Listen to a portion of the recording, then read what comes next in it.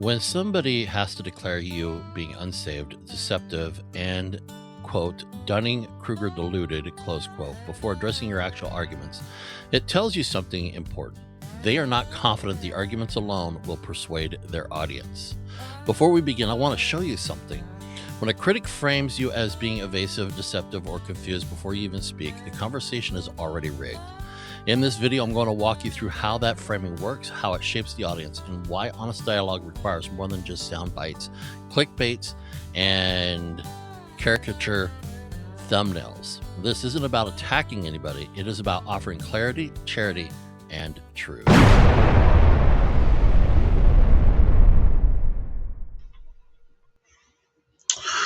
Hello, everybody, and welcome to Faith and Reason. I'm your host, Timothy Berman here.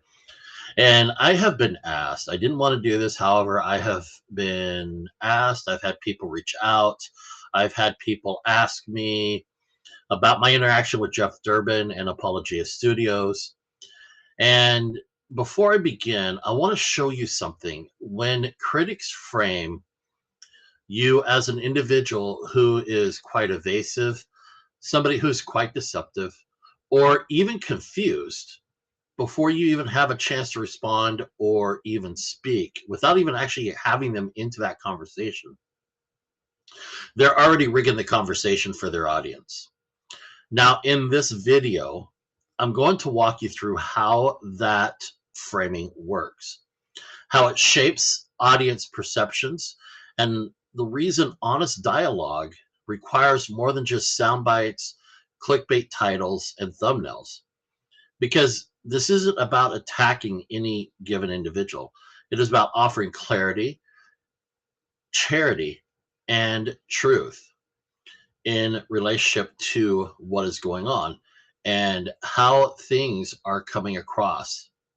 Because when somebody has to declare that you are unsaved, that you're deceptive, and you're engaged in what they refer to as the Dunning-Kruger delusions or effect, before even addressing any actual arguments, it is quite telling of one important factor. They are not confident that the arguments alone that they're going to present will be persuasive for their audience. This observation underlines a critical aspect of argumentative discourse, especially in social media with technology, YouTube, social media like TikTok and all the others. Because when individuals resort to personal attacks or appeal to negative labels, and I'm just as guilty as this as well. So this is speaking to me as well. So I'm holding myself accountable here too. It's not just resorting to personal attacks or appeal to negative labels. It often indicates a lack of substantive counterargument or confidence in the strength of one's position. Now, one thing, if you've watched the interaction I had with Jeff Durbin, I did admit and I did apologize for anything that I may have said personally that was erroneous and wrong. I'm willing to step up to the plate when it's properly and it's properly corrected and framed in a way of, hey, you kind of messed up here. And so you want to invite the opportunity for people to be open and receptive to feedback. However, when you are condemning them outright, when you are making caricature attacks against them and not willing to back down from those attacks, then that is more telling of your own personality, your own insecurities, and your own issues. And so in the closing section of his video, because Bill Young from Truth to Mormons actually did a whole video response with my interactions with Jeff Durbin and Apologia Studios, where he shifts from critiquing ideas to making quite pathetic and quite unreasonable sweeping claims about my own personal motives, about my own relationship with Christ and salvation, my integrity and honesty, and even making pretty much a psychological diagnosis and claim, with regards to my mental and intellectual capacity and competence.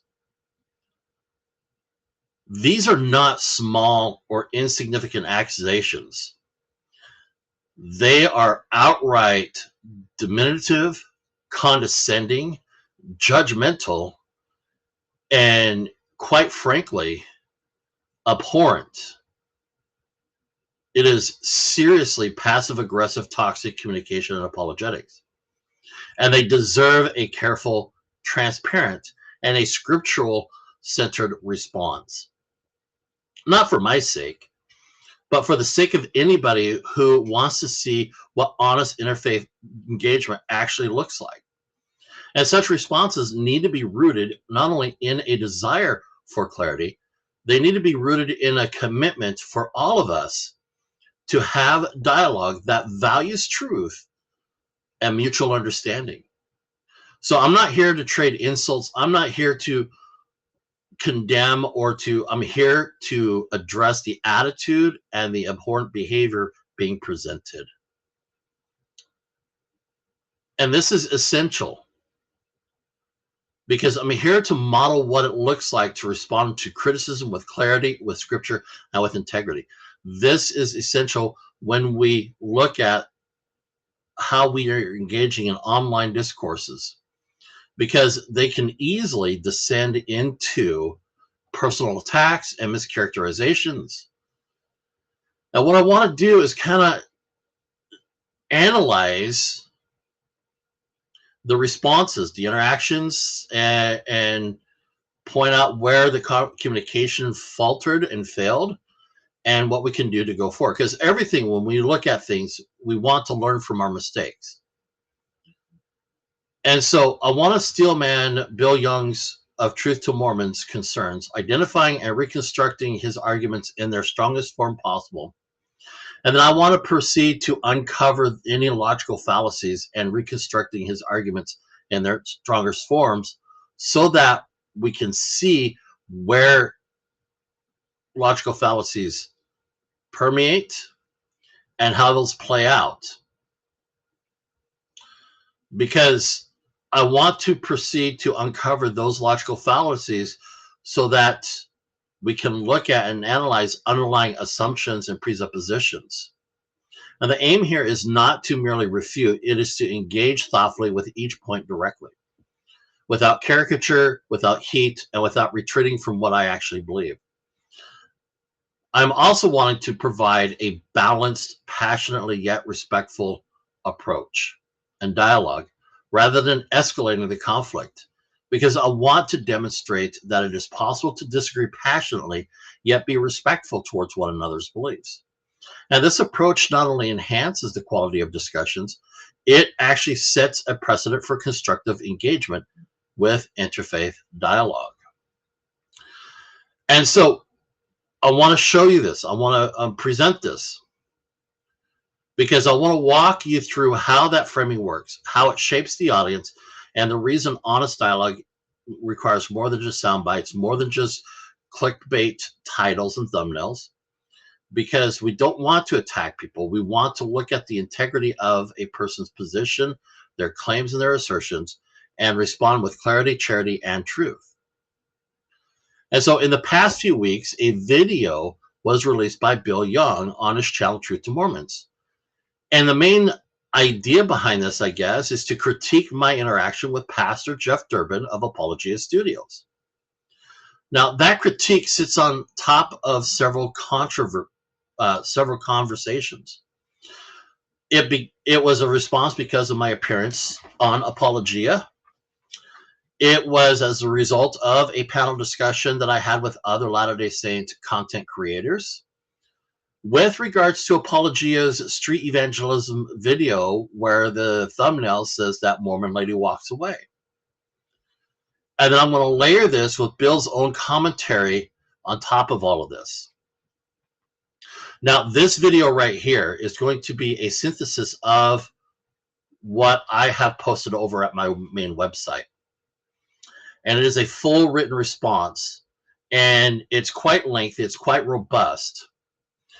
I wanted to take the time to walk through, unpack, and address the concerns, the criticisms, and the issues being presented, and then offer my own response and analyze scripture and give theological clarity where needed. And so the goal here is simple: to model what honest, thoughtful engagement looks like when we refuse to rely on caricatures and instead deal with the very ideas as they actually are and as they are actually being presented. So the first part is I want to address the main claims. So let's begin with the three core claims that Bill makes about me and about Latter-day Saint doctrines in general.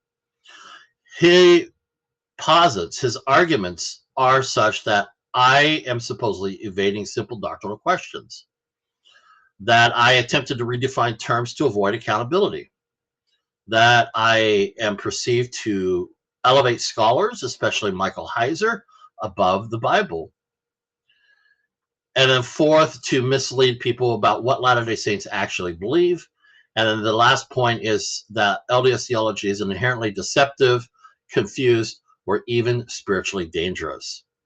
These are very high octane, loaded language that come right out of the gate. And they're very strong accusations. And they matter. Words matter. Not because my feelings are hurt.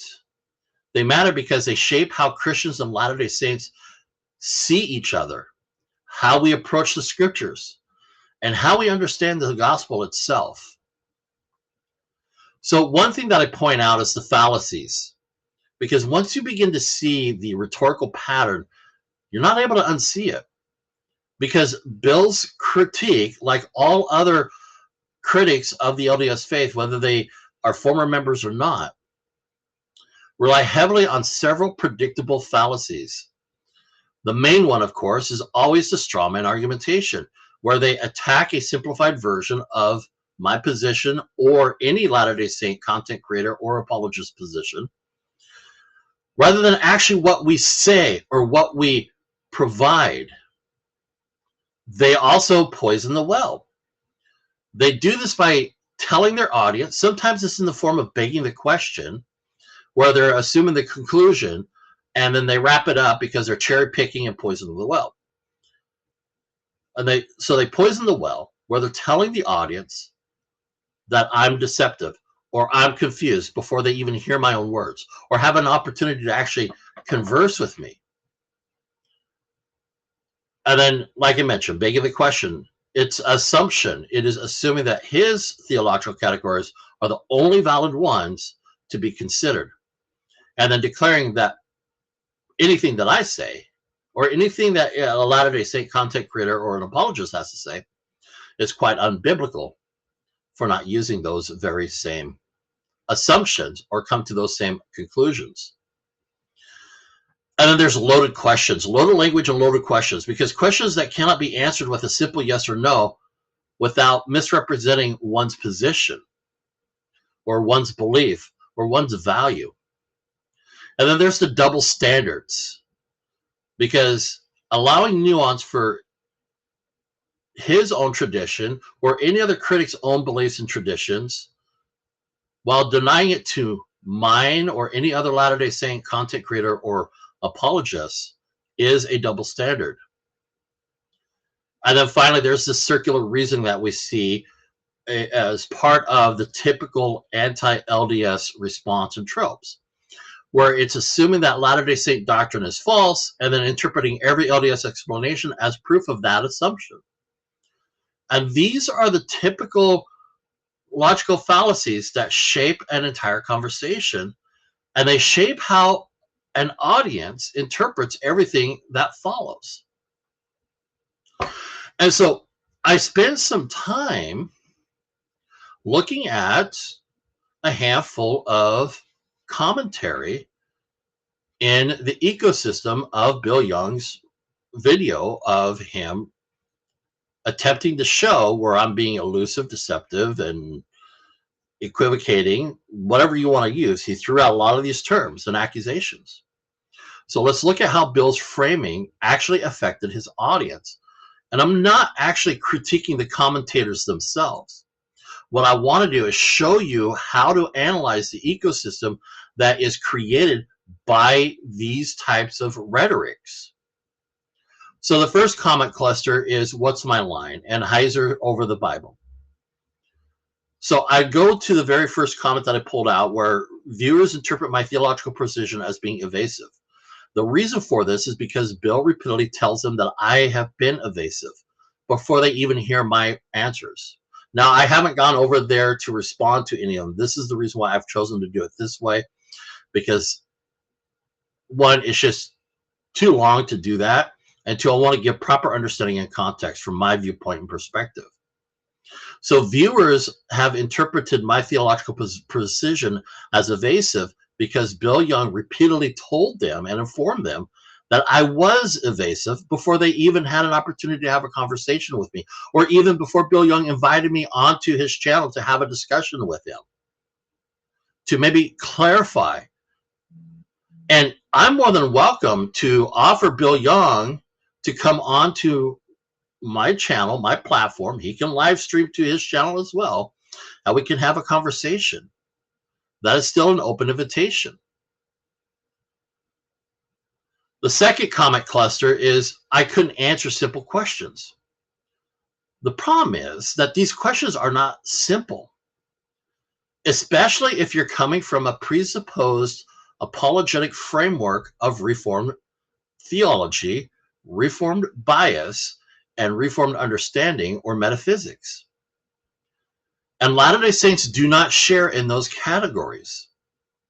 And so when I have attempted, and when any Latter-day Saint content creator has attempted, or an apologist has attempted to clarify definitions, it's not because we're being evasive, it's we're being responsible with regards to understanding each other's positions so we can know how to respond and what to respond with, instead of putting ourselves in a place where we either paint ourselves in a theological corner, or we misspeak and then are pointed to being contradictory in our statements.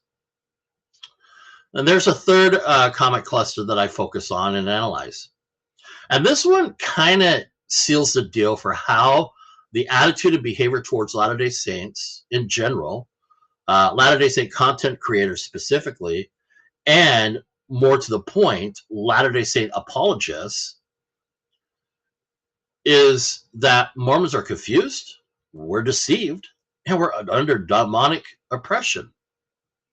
And this is the natural outcome of not only Bill's language and rhetoric, it is the natural outcome of any person who claims to be in a pastoral or position of teaching with regards to what they're claiming Latter-day Saints believe and understand. And so it is this natural consequence of Bill Young's language. When you repeatedly refer to people as being deceptive, being confused, or spiritually lost, the audience is going to naturally pick up and escalate that vitriolic and rhetoric. And then the last comment cluster 4, Mormons reject logic and are basically Gnostic. Now, this reveals a very deep-rooted and entrenched cocoon of information and issue. Bill's audience is united not by shared theology. They are united with their shared opposition towards Latter-day Saint teachings, Latter-day Saint beliefs. Anybody who claims to be a Latter-day Saint content creator, social media influencer, what have you. In fact, within the same thread, one commentator says that Latter-day Saints are demonic. Another says Calvinism is demonic. Another denies the Trinity. And Bill affirms the Trinity but denies Calvinism. This is not doctrinal clarity. It's doctrinal fragmentation held together by a common enemy. And it goes to show that that idiom, that statement, that cliche, that my enemy becomes your enemy. And so we come together, even though we may disagree and vehemently sometimes disagree, we have another enemy that we needed to attack. And again, this is not doctrinal clarity. It is doctrinal fragmentation held together by a common enemy. And this is the reason we need to dismantle the frame before addressing any theological suppositions, theological presuppositions, or claims and assertions. Now, the next part of this post, this article that I have, and like I said, it's quite lengthy,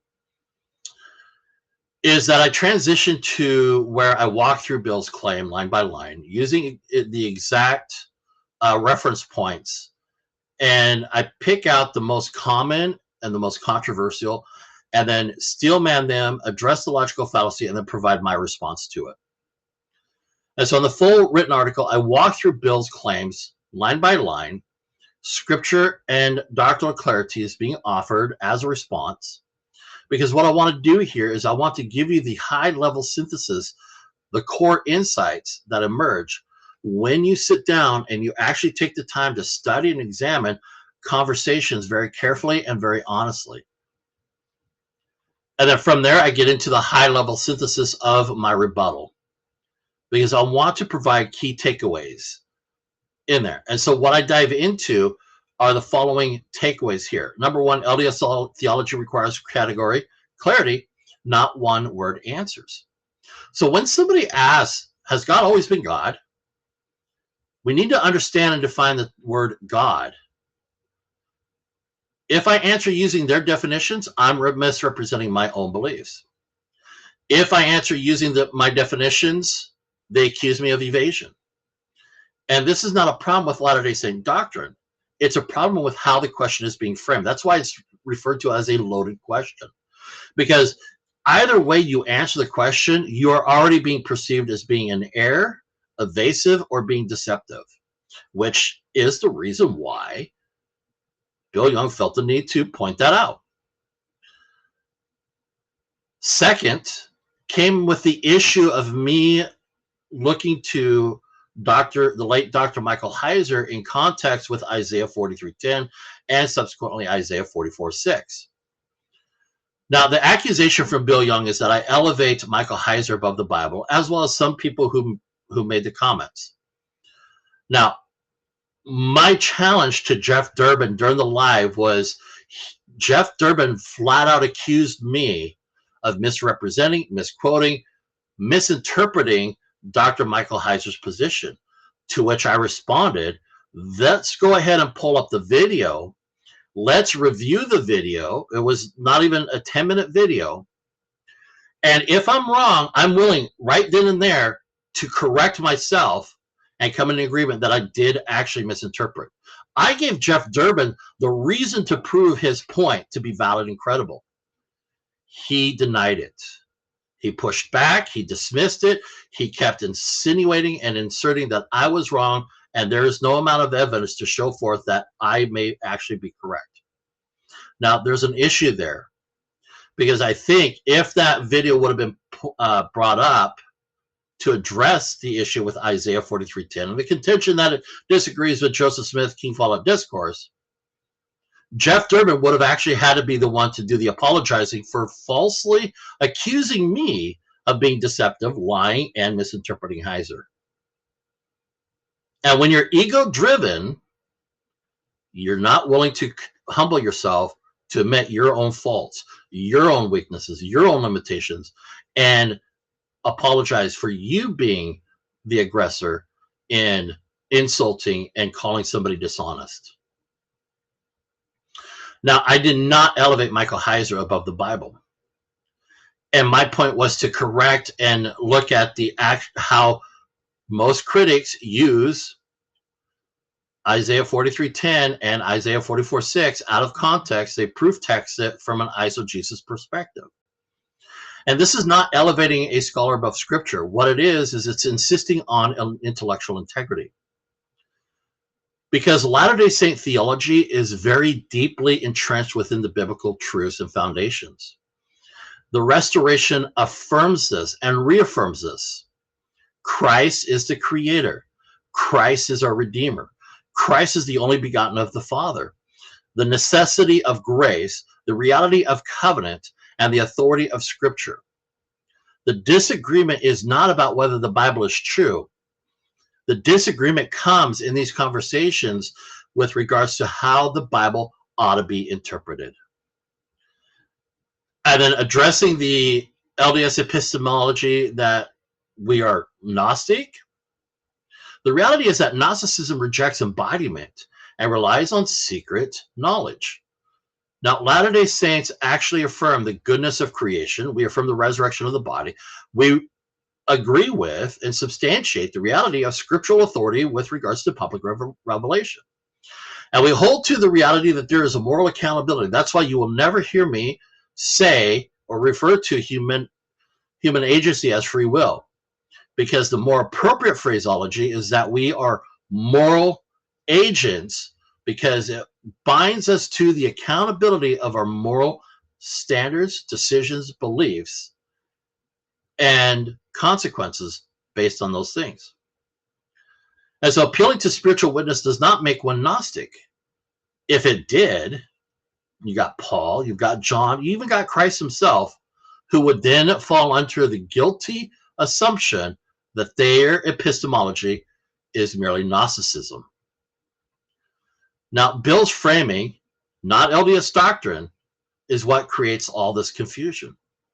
And it's not just Bill Young, it's any critic who claims to have been a member of the church and now has left and became a born-again Christian, or any person who has never actually set foot into a church or has some inkling understanding because they're reading typical anti-LDS tropes and arguments that are based on the same arguments that have been dispelled throughout the history of apologetics. It's the critics' framing, not LDS doctrine, that creates all this confusion. Because when you tell your audience that your opponent is being deceptive, being evasive, they're confused or they're spiritually lost. They will interpret every word through that lens. It is biased, it's prejudicial. And the tragedy is that many of our critics, and we see this play out in the comment section of that video, where many of Bill's viewers are not responding to what I actually believe. They're responding to the framework that Bill himself has constructed around his perception of me. So I want to take this opportunity to say thank you for watching this.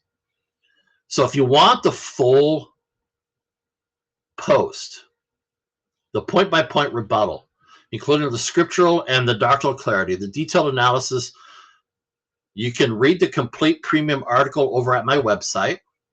The link is in the description. And it's only $10 a month to access any and all premium contents there.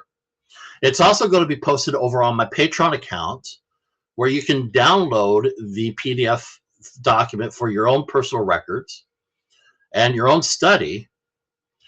And this helps support the channel. This helps support my platform and other research to provide premium content like this. Because see, after all, my goal is not to come here and win arguments. My goal is to model clarity and charity and then provide truth in a world that desperately needs all three of these. And so I'm grateful for you to support me, for following me. And I'm honored that you are walking this journey with me.